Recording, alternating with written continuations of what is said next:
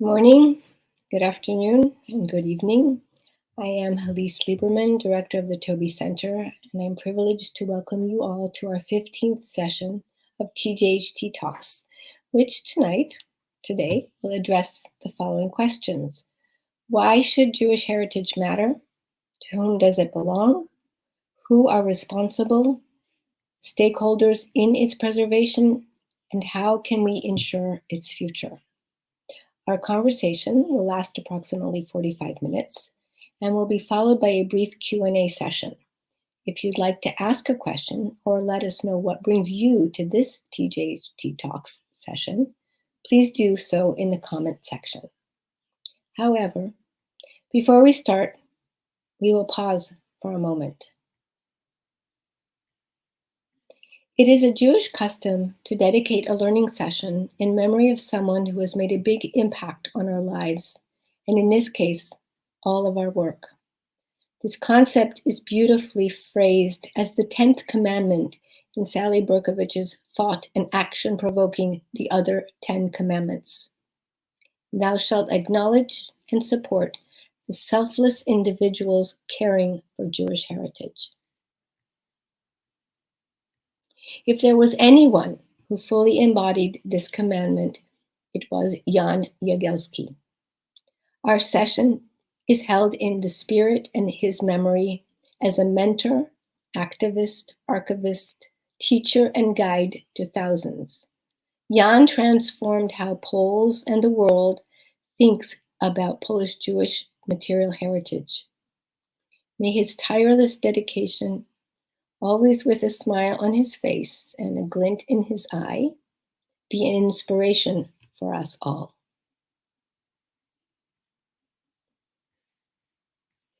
As the holiday of Shavuot, on which we celebrate the giving and receiving of the Torah and the 613 commandments approaches, it is appropriate that our discussion will begin with reflections on several of Ms. Berkovich's 10 other commandments. So, without further ado, I invite our guests to take their mics.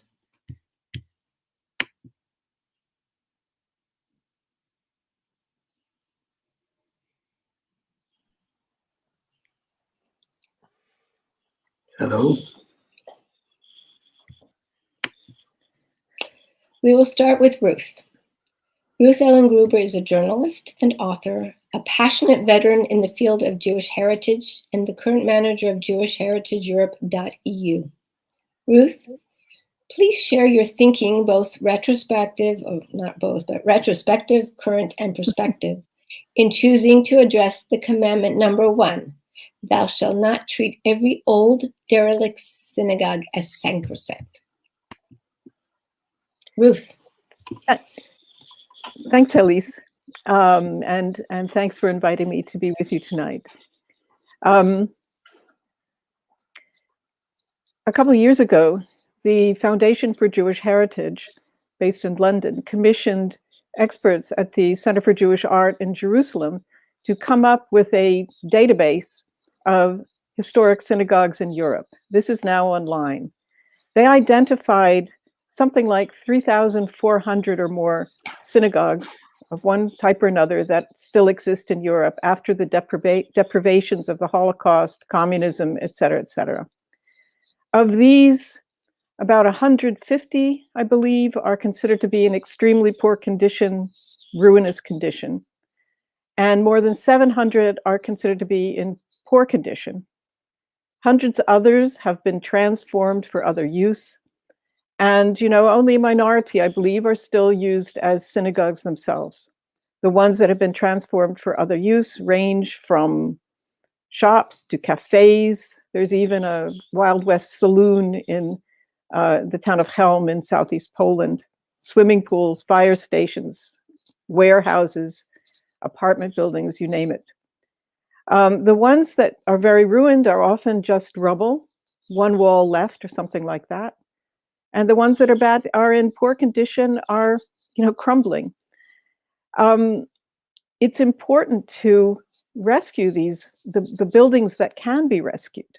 On this list of synagogues, the experts have ranked them in importance, nationally important, regionally important, locally important, on a scale of, I think, 1 to 4.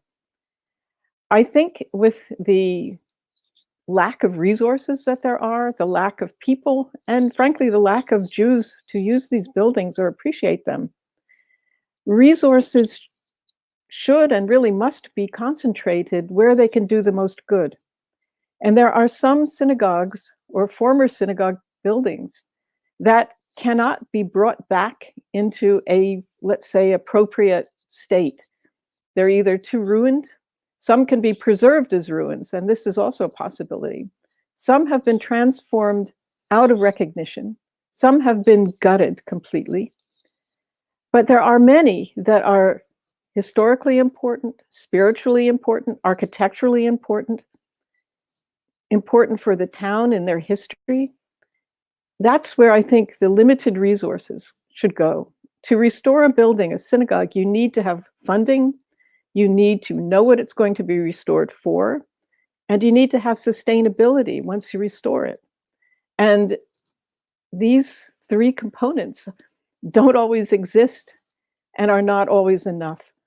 So I think it would be wise to, to decide what synagogues can be done, what can be done, and concentrate the limited resources on these buildings, and buildings that are, say, marginal, transformed out of recognition or whatever.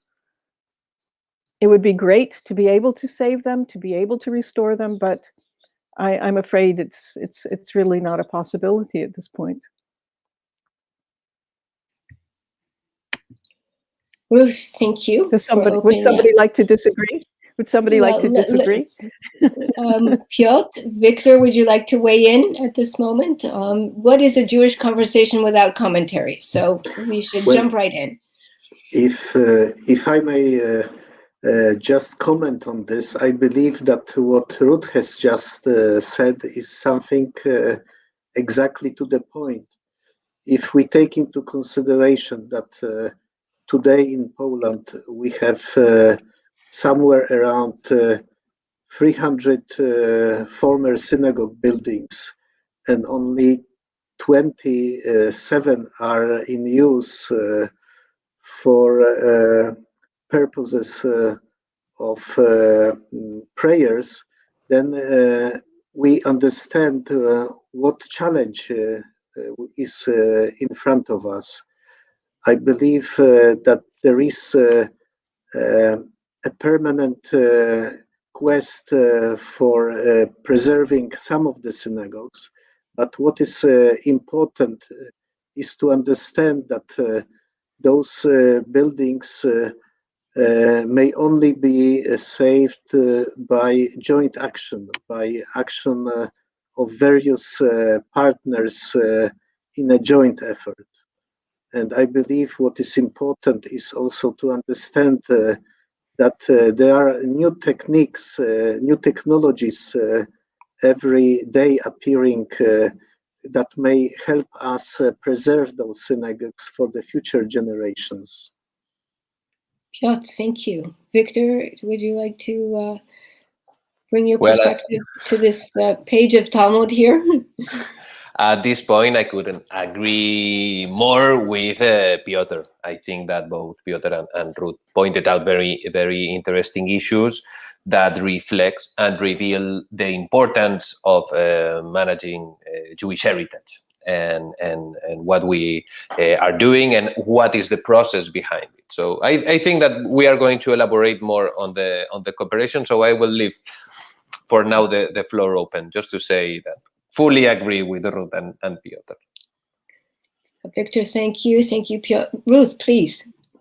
Yeah, I just would like one more point, and that sometimes to use this, the goalposts can change. There can be buildings that seem to have no hope of restoration, be in bad condition in a remote location, but all of a sudden, people can become interested, be it a descendants group of people whose ancestors came from that town, be it the municipality.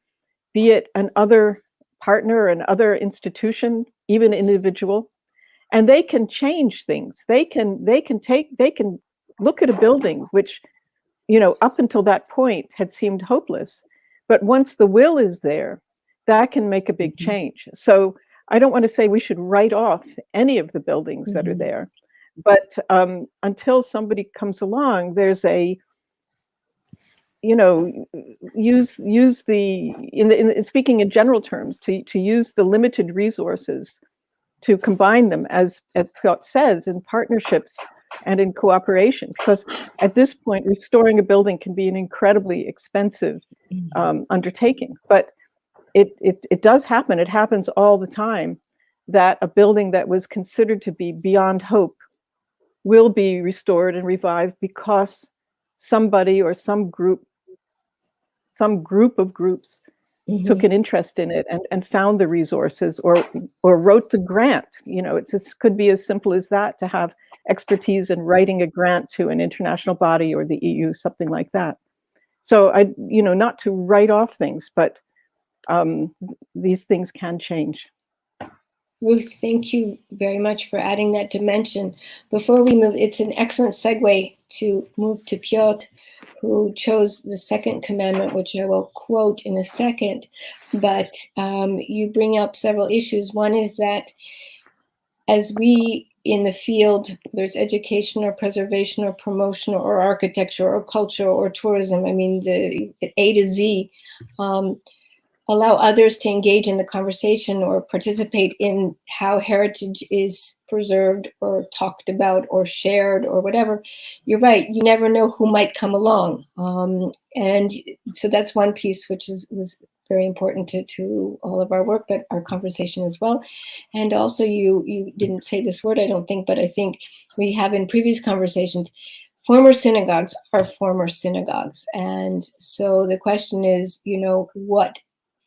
as you so beautifully articulate, what do they say for whom, by whom, and who will take care of them? So Ruth, thank you for starting us off. I would like next to move to Piotr Puchta. Piotr is a former diplomat and now the CEO of the Foundation for the Preservation of Jewish Heritage in Poland, FODZ in Polish, FODZ in English. Piotr, please share your thoughts and some of the challenges, because we know there are many, you face in, shall we say, keeping or observing commandment number 2. Thou shalt draw on the stores of knowledge contained in Jewish cemeteries and be pragmatic about their ongoing preservation. Piotr. Thank you for letting me address this commandment. I believe this is one of the most important points on the list of Sally Berkowitz's 10 Commandments. In my opinion, this knowledge contained in Jewish cemeteries has 2 dimensions.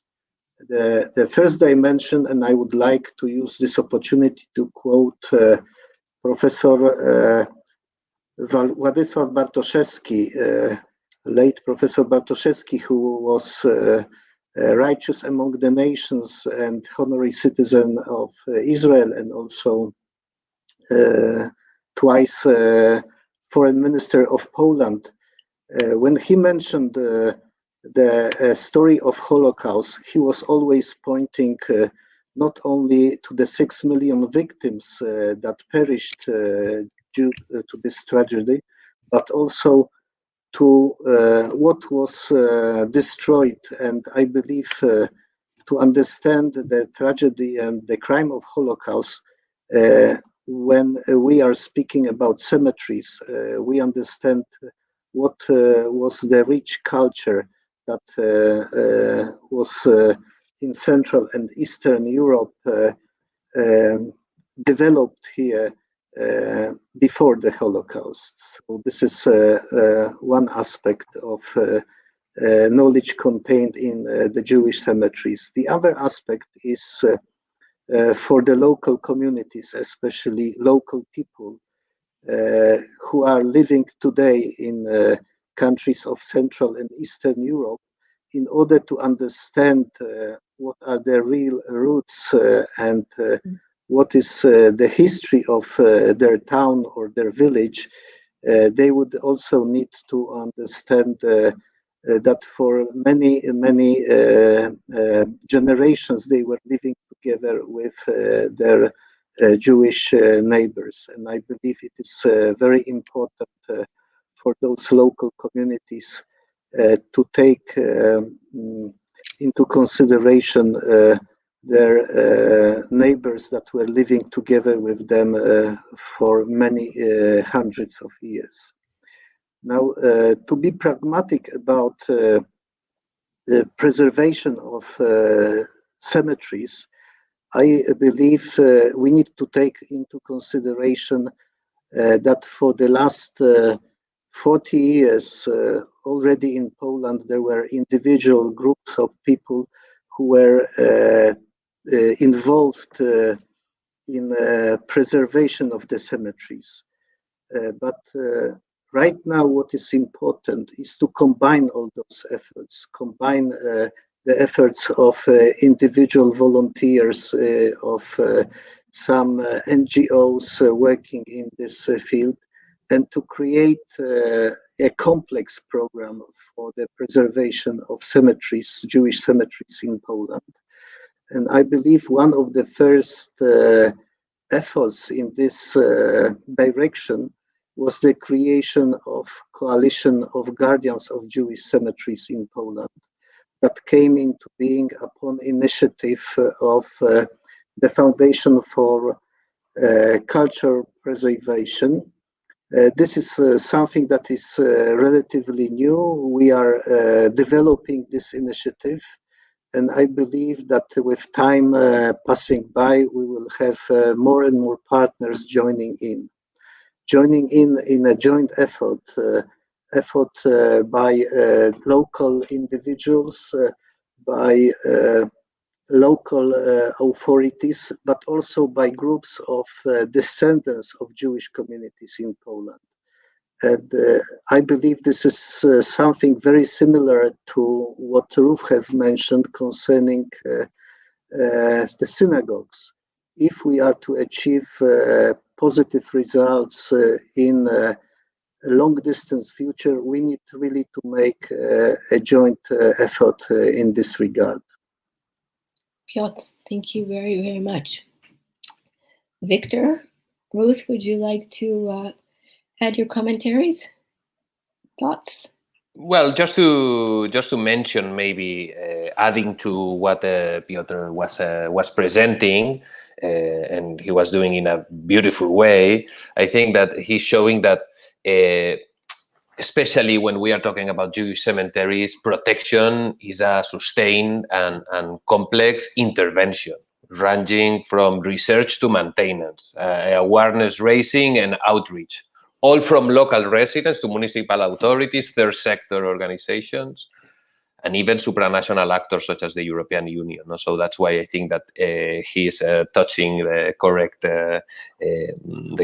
He's moving in the correct path when he's saying that it's fundamental that we can count on these discussions with mayors, teachers, activists, exploring how Jewish cemeteries could be protected in a sustainable way.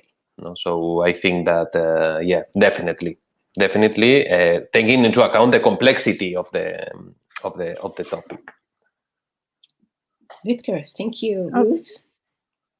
Yeah, I think just one point to make is the difference between former synagogues and cemeteries, Jewish cemeteries, because there's really no such thing as a former Jewish cemetery. Jewish cemeteries are sacred. You can have a synagogue in somebody's living room. You can pray really in any structure, even outside. But when people are buried in a Jewish cemetery, that is a cemetery in perpetuity, unless by some, special initiative or special dealing, the bodies can be exhumed and taken to Israel or something like that. But Jewish cemeteries are perpetual. They are there and they are sacred spaces. In Poland, there's something like 1,300 Jewish cemeteries, but only a very small minority of them have still the gravestones there. And so a big a big issue is demarcating them to make sure one knows what the borders are, and protecting them, but also in many cases seeing what to do with cemeteries which still have people buried there, which have been totally built over, whether by a park or a market or a gas station or something like that. So there are complexities in dealing with Jewish cemeteries that you don't find in dealing with former synagogue buildings. And this, I know that Piotr's working also with the Rabbinical Council or Rabbinical Commission for Jewish Cemeteries in Poland, which has an eye on the religious aspect of it. Another aspect of Jewish cemeteries is how to deal with tourism and visitors, and to maintain the sacred aspect of the cemetery space, but allow visitors to enjoy them, because cemeteries like Okopowa Street in Warsaw has beautiful sculptural tombs, which are fine pieces of funerary art. There are the graves of famous people. And I know that there are plans that are going on there to create trails through their itineraries, but also to make it more a visitor experience rather than a touristic experience. And other cemeteries in Europe have done this, especially in Willesden in London. They have an exemplary program of encouraging visitors, but not calling it tourism. So it's a delicate subject, but it's something that will and should be worked out, or at least worked on. Well, thank you. And thank you for bringing up this, we'll come back to it, I hope, if not in this session, then another, the concept of visitor, guest, observer, someone's engaged. So, Victor, if you thought I was going to let you off, you were wrong. Victor Sorenssen is the director of the European Association for the Preservation and Promotion of Jewish Culture and Heritage, also familiarly known as AEPJ. Victor, please elaborate on why you chose to start with commandment number 4. Thou shalt be constantly surprised while traveling the Jewish world. And if you could address this perhaps both from the perspective of the host and of the traveler, it would do us well.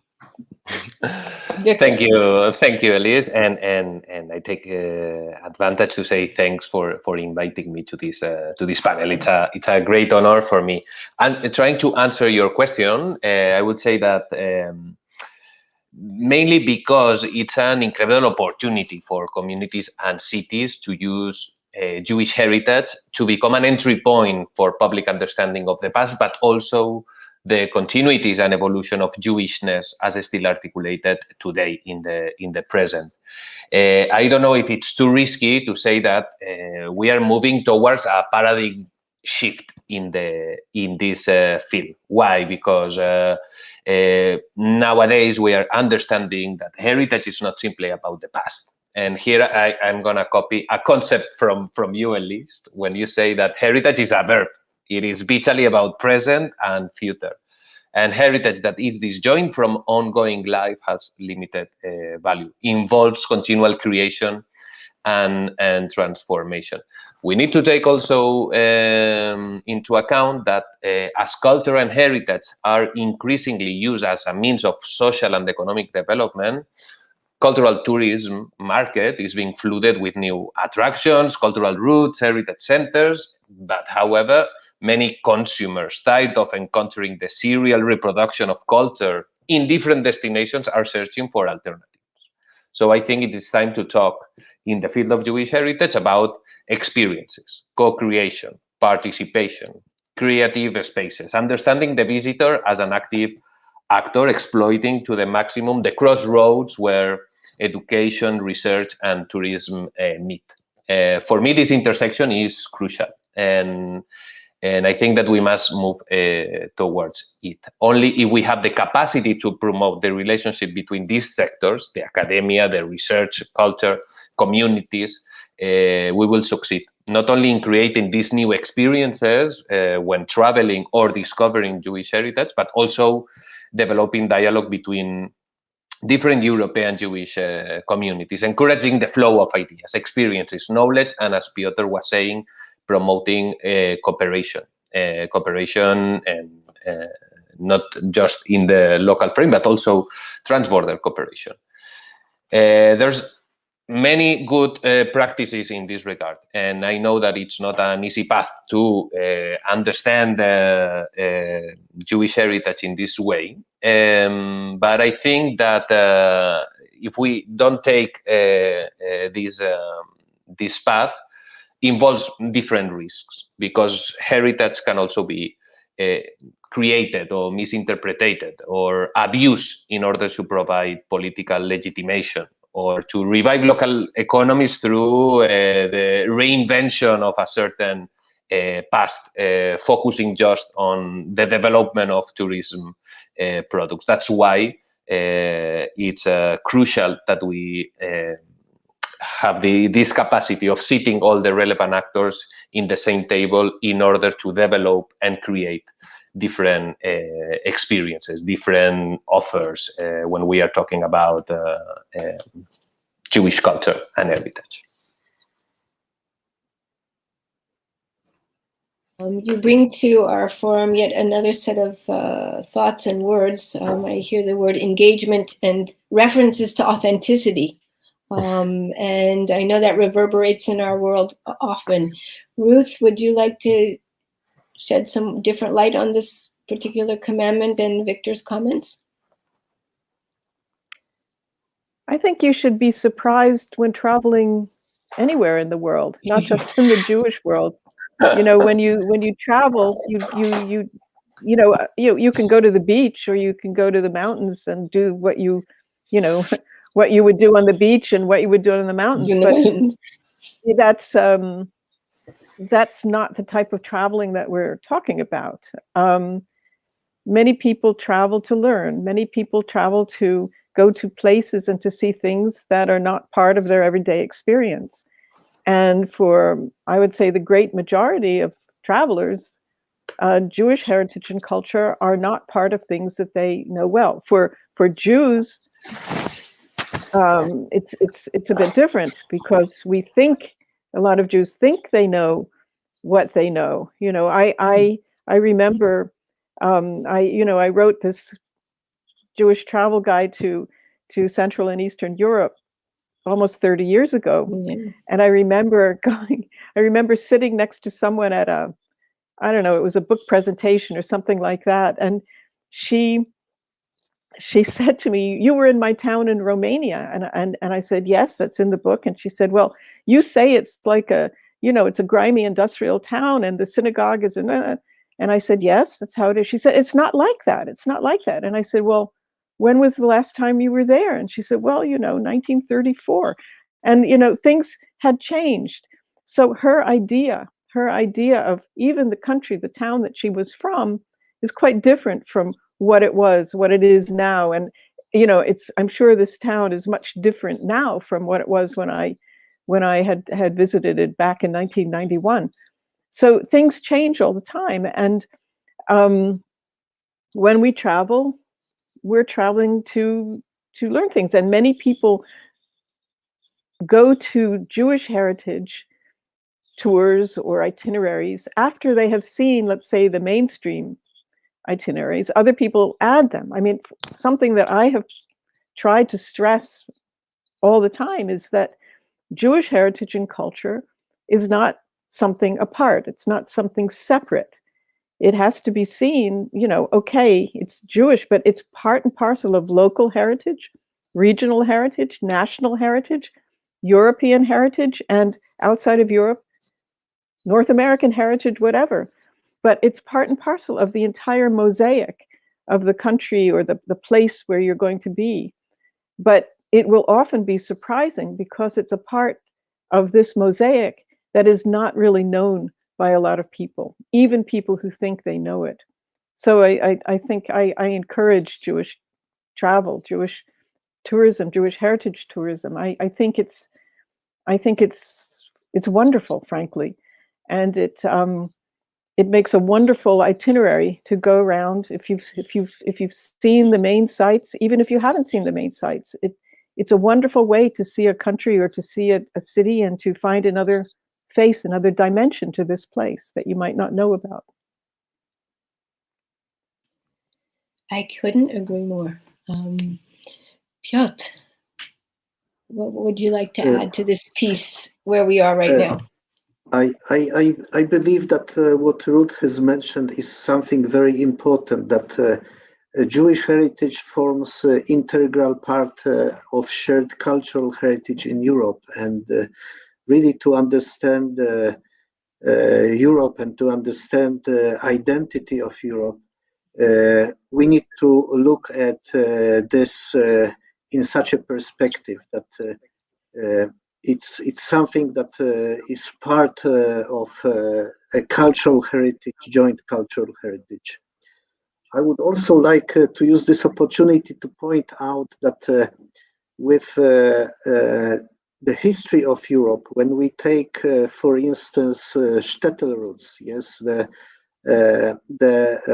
tours that we may follow going along the route of shtetl that was created a couple of years ago by partners in the Ukraine, in Belarus, and in Poland. We understand how map of Europe has changed and how the Jewish communities in Central and Eastern Europe played a very important role in developing those countries and those places where they lived for hundreds of years. So this is, from my perspective, a very important issue.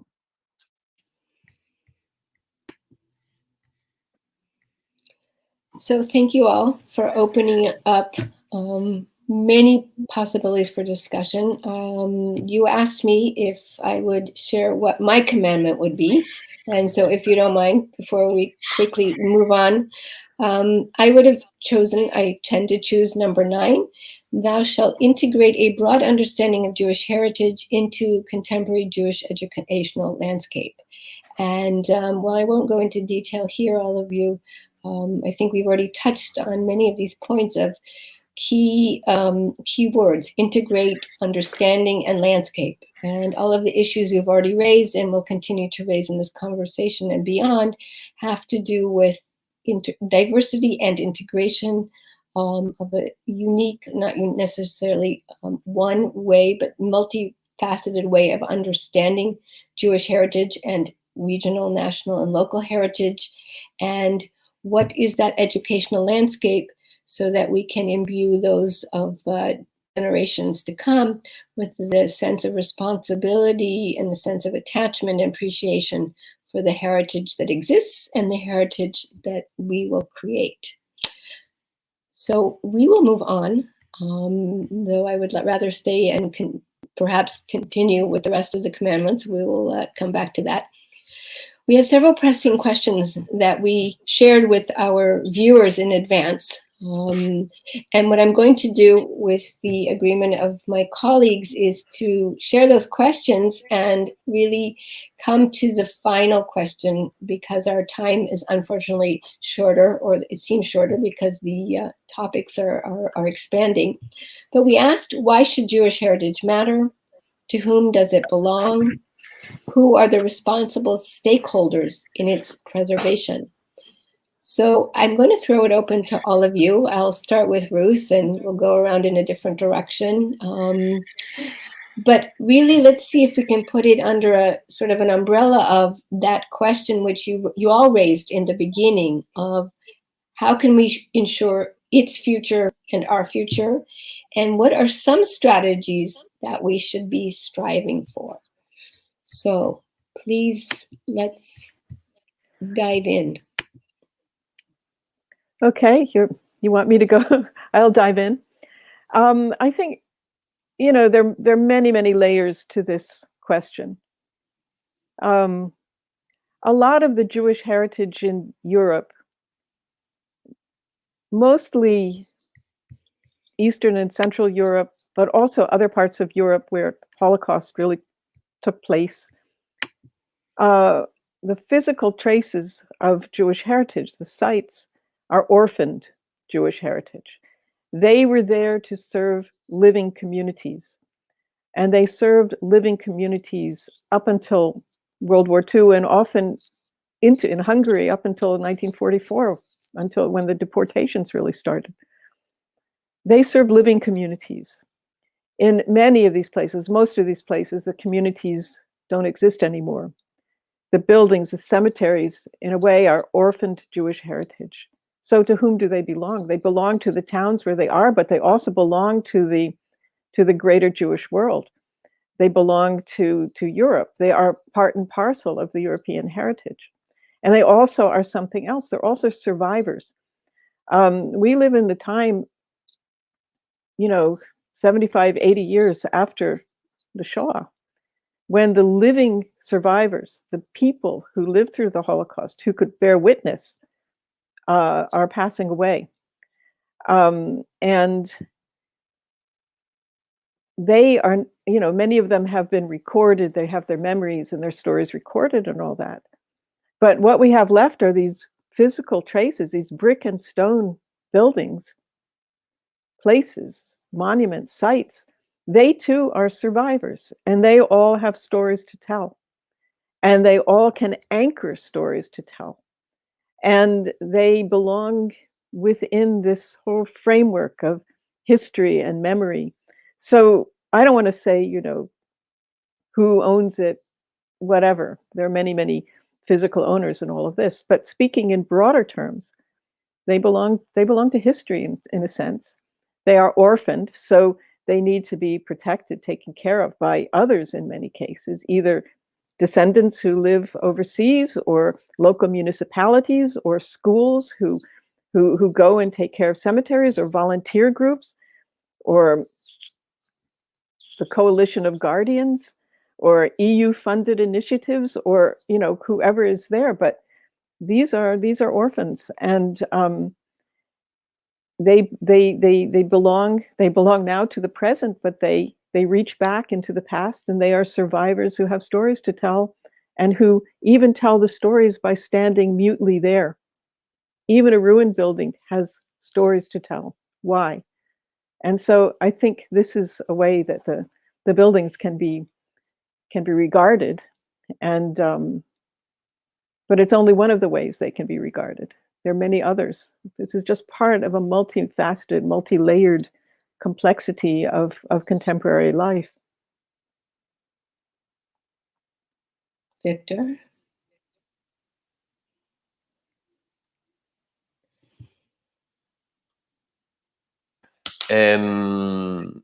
I was just saying that was very, very, very interesting. Obviously, it's a never-ending question. No, I will try to connect some thoughts that that you were putting on the table, and I think that the role of Jewish heritage nowadays it's key. It's crucial, because I think that we are in a scenario where there's a need and interest that are meeting. Since the fall of communism, we have seen how all aspects related to Judaism, Jewish culture, are increasingly recognized as a part of national history and culture. Piotr was saying this need to include, or I think, well, Piotr, Helise, Ruth, that there's this need of including Jewish history as an integral part of the European history. That we can see that there's this interest. This interest is also reflected in the growing number of people visiting these Jewish sites. On the other hand, we find that the same Jewish communities are rediscovering roots and heritage through these sites, and I think that's also something to take into account, how the Jewish communities are connecting with their legacy. And on the other hand, in parallel, we have a very important, and this need is to present and to integrate Jewish heritage in this European heritage identity. And we are far from achieving this. For example, the latest Eurobarometer, the European survey on perceptions of anti-Semitism, show very worrying results. Currently, only 3% of Europeans feel very well informed about Jewish history, customs, and practice, and 68% say that they are not informed at all. So I think that in this sense, we have we need to make a commitment.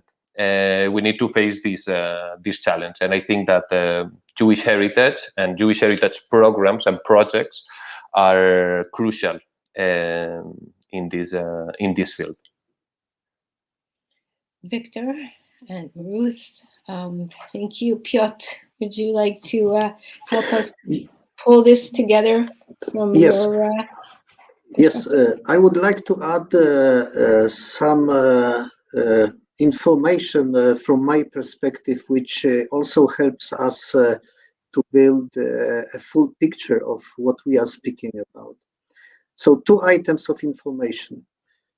First, tomorrow, for the first time ever, we will be meeting a mayor of Krynki, a small town eastern Poland, close to the border with Belarus, together with representative of descendants calling from Chicago, Bob Silverstein, and the 2 of them, together with my participation, we will be meeting and discussing preservation of Jewish heritage in this small town.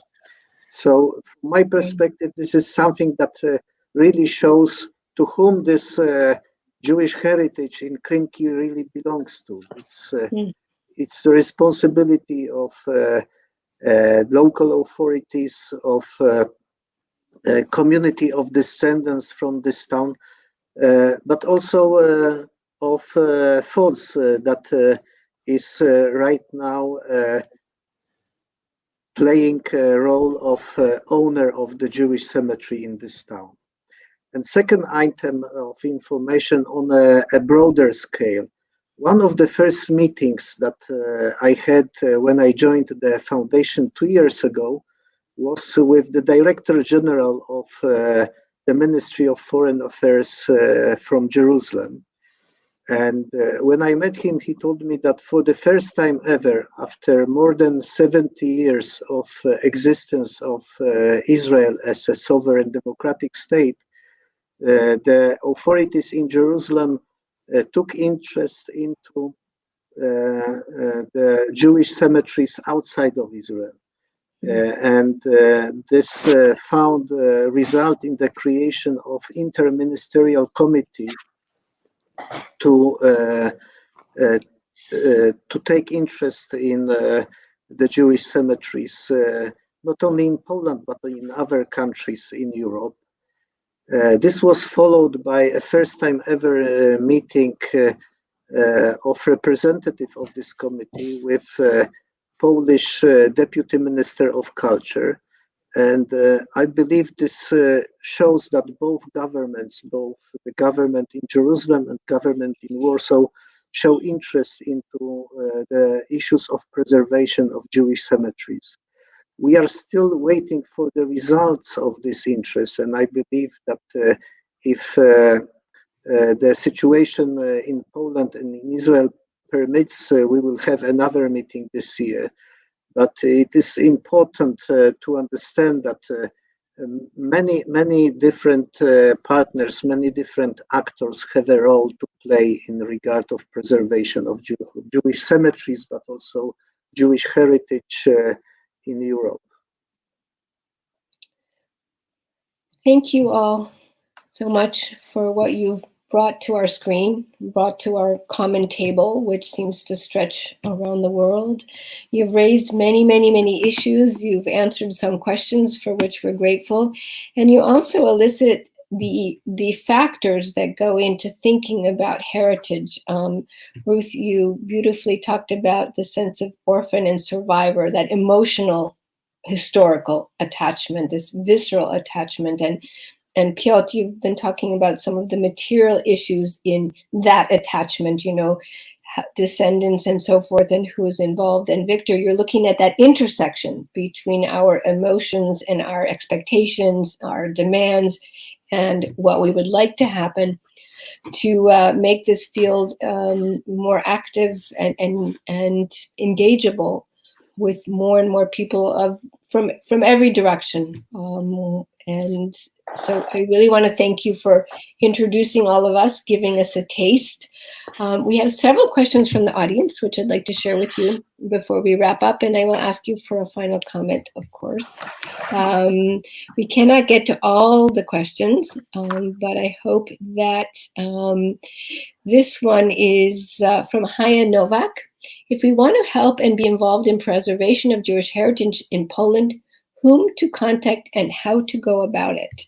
Piotr, would you like to take this one? Yes, of course. I believe it's a very important question.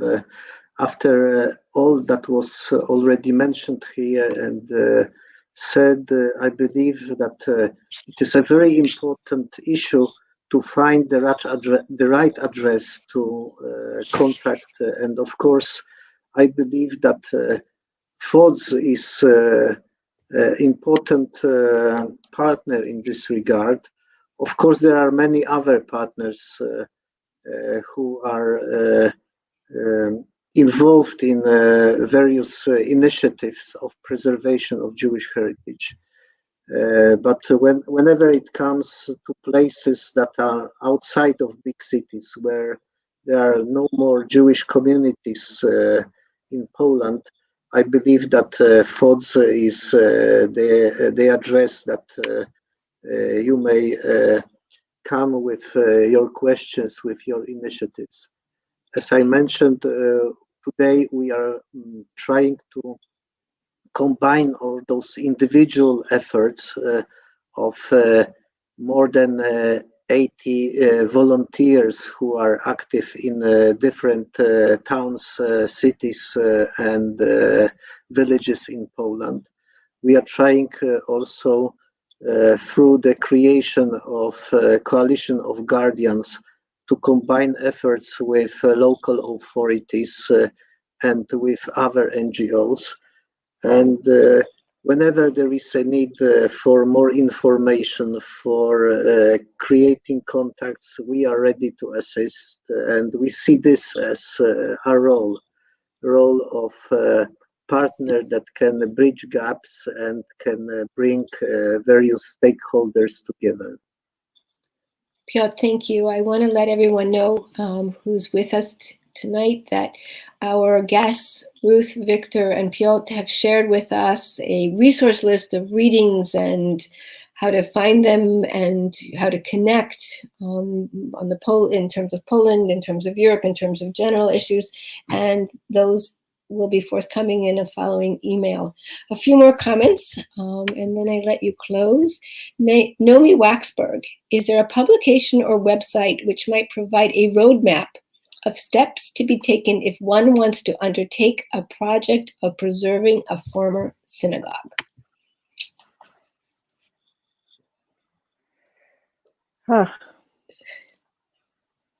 An excellent question. I don't know if you were going to to say something, Ruth. I just say, I mean, every synagogue is different. The ownership is different. The condition of the building is different. You need to contact the owner. Sometimes the owner is a Jewish community. Sometimes the owner is a municipality. Sometimes the owner is an individual private person. Sometimes the owner is a factory or something like that, a business. And you need to contact the owner to see if you can work something out. And then you need to make a plan of what you want to do with the building. You need to get an architectural evaluation of the building. You need to know what it's going to be used for. You need to find funding for it, for the project. You need to, work out all of these things. And then you need to find some way that the it's good, it's restored condition once it's restored. So there are many steps, but each one is individual because it deals with a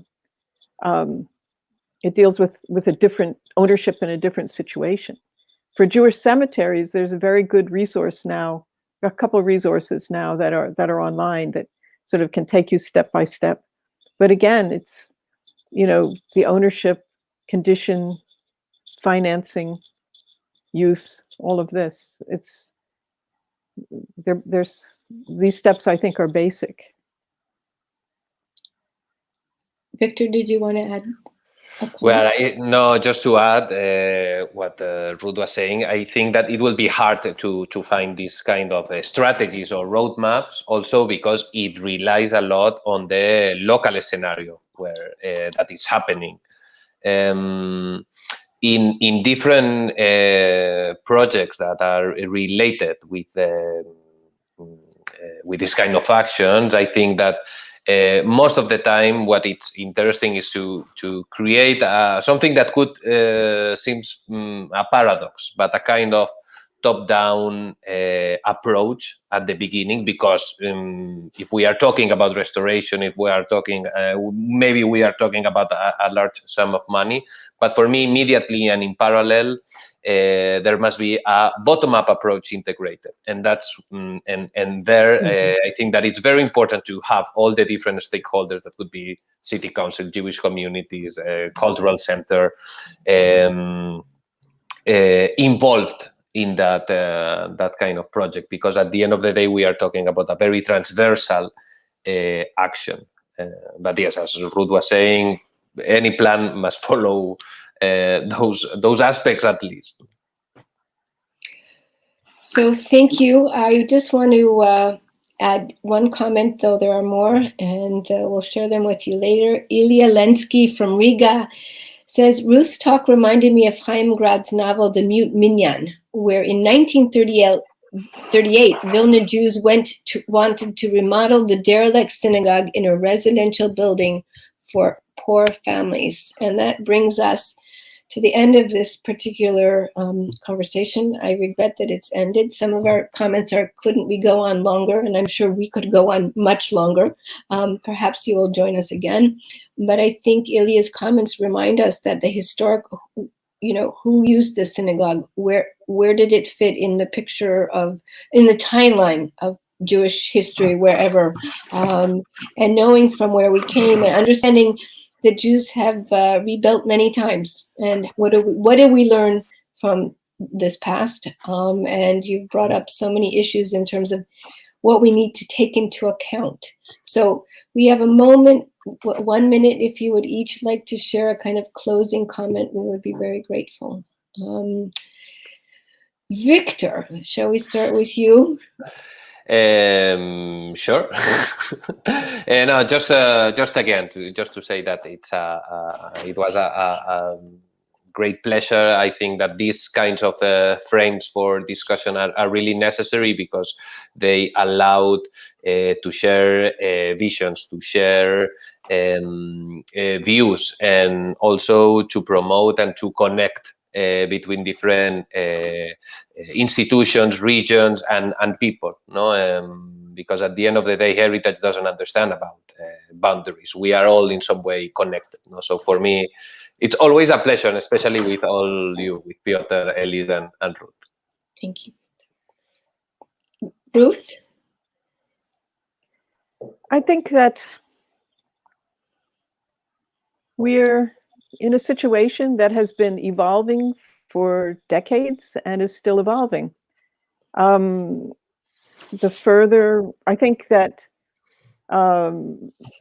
as Piotr has pointed out, strategic thinking and let's say a vision have sometimes been lacking in some countries in what to do with Jewish heritage. I think it's, in Poland in particular, it's been one place. But by now, 30 some years after the fall of communism in democratic country, I think a strategic vision is needed to look at the whole aspect of it. And I think also that people should learn from other people and other countries, perhaps, other cities, other examples, and try not to just do things on their own, but there's now networks and websites and information banks where people who want to deal with Jewish heritage can find information, reach out, network. I mean, there are lots of Facebook groups that do this too, and combine, because it's partnerships and not going it alone anymore. At one point, it was going when Jan Jagielski was and Jiří Fiedler in Czechoslovakia, when they were doing their research, they were on their own. But people who are doing it now are not really on their own. They may feel like it, but there are others like them, and there are networks that can be created and involve them. I think that's an important point to remember. Oh, thank you. Piotr. Yes, I would just like once again to point out that we can really address the future of Jewish heritage by ensuring a holistic approach. Holistic approach meaning that we address all possible stakeholders like religious leaders, public figures, community leaders, representatives of national governments, local authorities, local volunteers, and also descendants of former Jewish communities. All these stakeholders have their own role to play, and I believe this is something that is absolutely necessary to take into consideration when we will plan for this strategic approach. Just to mention one good positive aspect of this is that Ford's recently received grant from the Foreign Ministry in Warsaw to create digital models of 5 synagogues, and I believe we will be working on this project this year, producing by the end of the year not only digital models of those synagogues, but also using them for educational purposes. And I hope to be able to share the results of this project with you all and with the participants of today's session by the end of this year. Piotr, Ruth, Victor, it's been a pleasure, very provocative, thought-provoking. My notes, if you notice, I still use a pen. They're flying across the page. I look forward to many further conversations, but not only conversations, but the doing of all that is required, which I know we're all involved in. And thank you for your time. Thank you for sharing your wisdom and your experience and bringing together these perspectives, which, as Piotr used the word holistic, it's a whole approach. It's a puzzle that we each should take a part of. So thank you. May you all go from strength to strength. Please join us again and continue in what you're each doing separately, but together. I want to thank all of you who've joined us this evening. We know that you have other options of many webinars to choose from, and we thank you for spending this hour with us. I was gratified to see that some of you wanted it to go longer, so we will take that under consideration. As many of you know, the series is sponsored solely by contributions from you, our viewing audience, and we thank each of you who's already contributed, and invite those of you who would like to consider making a contribution to do so. The information will be found in the email I mentioned earlier, which will go out to you, and you will have it tomorrow. In the meantime, I invite you to join us on the 23rd of May for a conversation with 2 scholars talking about marginalized Jews. And then we'll go on from there. I want to thank our team behind the scenes, Jakub Wyszak, Kaya Sishak, and tonight we're joined by Alexander Makuch. Thank you for making it happen, not just technically, but making our faces, our words, and our sentiments come across the screen so beautifully. Stay well, stay safe. For those of you who are celebrating the holiday of Shavuot, Chag Sameach, and remember, There are 10 other commandments out there to consider. Thank you. Thank you. Thank you.